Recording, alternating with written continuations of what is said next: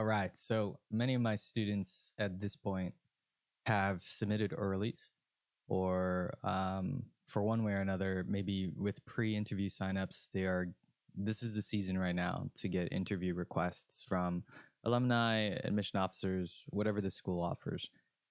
So this is a guide.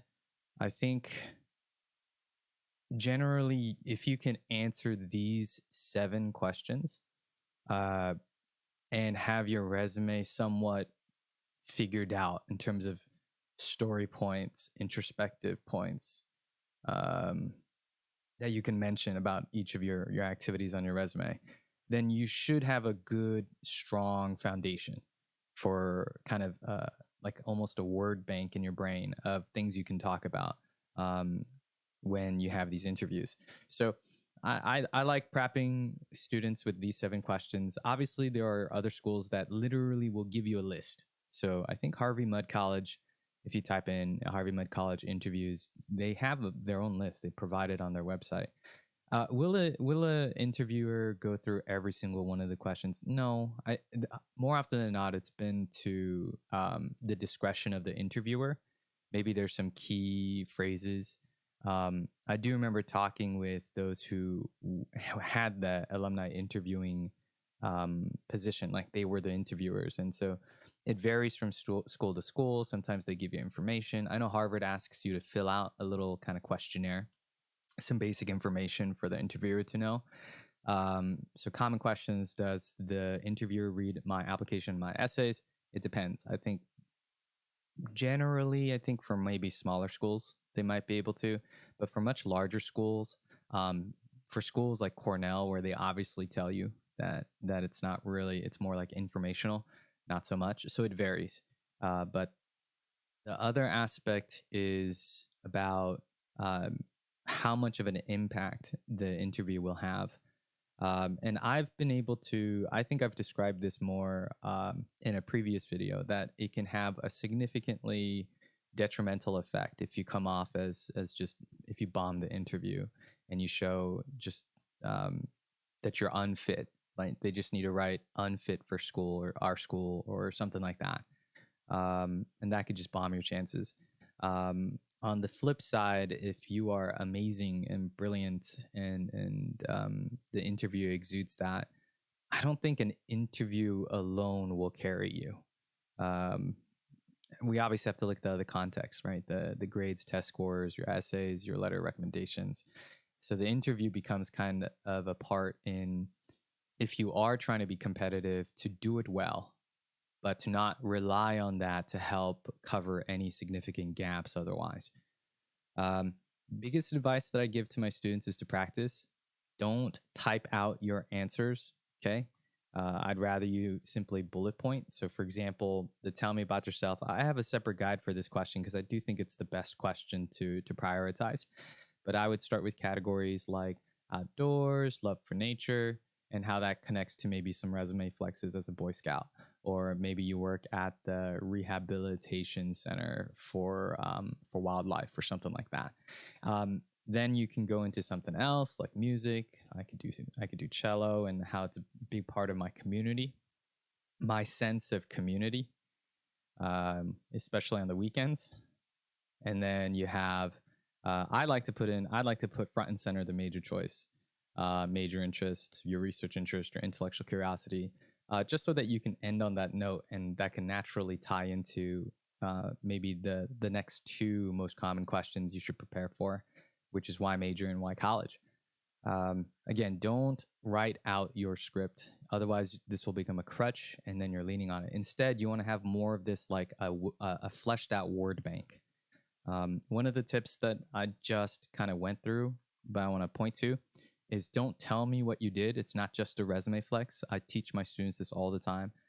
Resume flex to then introspection. Resume flex to introspection. Now, you don't always have to follow that order. Anytime I give instructions, the tendency might be for a student to literally just follow that. These are loose guidelines. You can go ahead and start with the sense of community and how that kind of built from cello. So you can flip the order of it. But generally speaking, one of the things you want to avoid is just resume flexing. With all of your resume points, think about an introspection statement and just have that note ready. In fact, if you're going to do an interview, whether it's in person or through Zoom or video chat, it's okay to have notes. I think a student who brings like a pad folio with some basic notes, a clean, crisp resume that they can hand over. I think that shows a lot of professionalism. I think that shows a lot of endeavorment in a student, maturity in a student. So it's not like you have to memorize everything and not have any notes and just do a presentation in that kind of way. Um, I'd like to think of this a lot more like a very casual interview of just getting to know you as a person and your interests and your experiences. Um, One other thing when I'm going through this list, the strength and weakness, a very common strat that even I used to teach, maybe when I started doing this for the first 5, 6 years, was to turn your weakness into a strength. And having given out that advice when I do mock interviews with students in practice, I sense that right away. It's like very generic. It's almost like I can predict it. So that loses a bit of, to me, the genuineness of what I'm trying to get from this question. So I ask students to try to be honest about their weakness, but not, I guess, to a point, not too honest where it could be something detrimental. So there's a fine balance there. And I think that's where you need maybe some feedback. Hey, Jay, is this considered a good weakness, or is this considered too cocky of a strength? That's where I think some feedback would be helpful. Yeah, if you maybe I should go down each of these while I'm at it. The why do you want to pursue your major? I think this is a very common essay question, and I think that students have to. There's multiple strategies for this, and it depends on like what you're trying to convey. The thing that I'm interested in the most in students these days, so I'll put in a note here, is perception of the future and how this major, this interest, this academic direction that then leads to an industry or a research topic, how that could be impactful in the coming years, and how that becomes a motivator for you because you see the horizon and where it's headed. I also like students who are a bit more specialized. I emphasize this to my students a lot. I have a ton of students who are interested in computer science. Computer science to me is like the starting point. Within computer science, what are you looking for? All right. So let's say within computer science, maybe I'm looking for like data structures and learning about machine learning algorithms. So just comparing with CS, I want to something a little bit more, I guess, like the next step into CS. Is what I try to encourage in my students. Why do you want to study at college? So let's say you're saying, I want to study at MIT. You're interviewing for MIT. This is where you should be doing your research, and you should be pointing to, for me, I think a couple of academic reasons, a couple of personal reasons, social reasons, aspirational, pre-professional reasons. So you have these like academic name drops.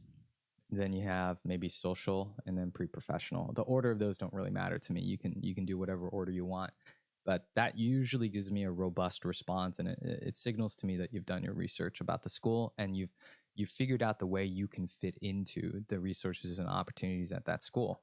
Tell us a time where you had to collaborate. What is your style? Not sure if I want to spend too much time on all this. Bottom line here, guys, is these are the questions that you should try to practice. If you do have any questions about this, maybe post it in the comment and I can give you guys a couple more tips for the ones that I'm not going to cover in this meeting or this video. But I do want to, before I go, emphasize this one last thing. I do think that in a simplified way for my students that has been effective is I ask them, how many hours of interviews have you watched? Like VODs. They watch VODs of video games, pro players on Twitch, and they get better at video games that way. Why can't you also do that by watching and studying interviews of CEOs on YouTube? Maybe the Google CEO or something of that nature. Maybe a professor talking about their major interest. Just the mannerisms you can pick up, the jargon you can pick up. Yeah. What's one more thing? I think this is a really small detail, but I do teach intonation. fluctuation. That's the phrase I call it. If someone else knows the proper name or if there's a name for it, let me know. This is to signal when you're done answering a question. Okay. So I've done tons and tons of mock interviews with students that were first timers, students who had 3 years of interview experience because they went to summer programs that required it, and they did ASB that required a student body. I'd say, for the students that don't have that much experience, one of the things that I notice is we ask a question, they answer it, and then it's silence because it wasn't signaled properly that the student finished answering the question. So intonation fluctuation, I just mentioned, I use it all the time. In fact, I'm using it in my videos right now. I do down to up, and that's a little bit about who I am. And then that signals, it's kind of like a verbal cue. The other time would be maybe up to down. And yeah, that's a little bit about who I am. Now, that sounded a little unnatural, but I hope you get the point. Signaling when you're done answering a question could maybe come in the clutch for you. Just this little niche knowledge or technique. Trying to think of what else I can offer here. How often or how long should your interview question, your responses be? That depends on the nature of the question and the situation. But if you're asking me to just ballpark it, I'd probably say 2 to 3 minutes. Maybe don't go over 2 to 3 minutes. You don't want to be responding in a way where they can't interject. So, to a certain degree, let's say 2 to 3 minutes of a response, but you have to give little wiggle room for perhaps the interviewer's curiosity to take over and to interject. Oh, tell me more about cello. What do you do on the weekends? As you're in the midst of, let's say, my example of telling me about yourself, and feel free to shift and go with the flow as the interviewer would ask, interjecting questions that can happen. But generally speaking, you're looking for about 2 to 3 minutes for a response. Yeah, I hope that this helps. Just if you feel very nervous about your interviews, or if you have other questions that you want me to cover and maybe give you some initial spot advice for, like I said, please feel free to comment. Other than that, I think it's just practice, like tons and tons of practice in front of a mirror, getting good feedback. You want to have feedback that you can trust. It's hard to know what good feedback is, right? So I think that's where experience may come into play. Someone you can trust. But yeah, just practice a lot, watch a lot of VODs, right? Get 100 hours of watching CEO or professor interviews, student interviews, whatnot. Any kind of good example interviews. Get 100 hours of those and imagine how much more confident you'll feel, right? So hopefully this is helpful. Thank you guys so much for your attention. Good luck.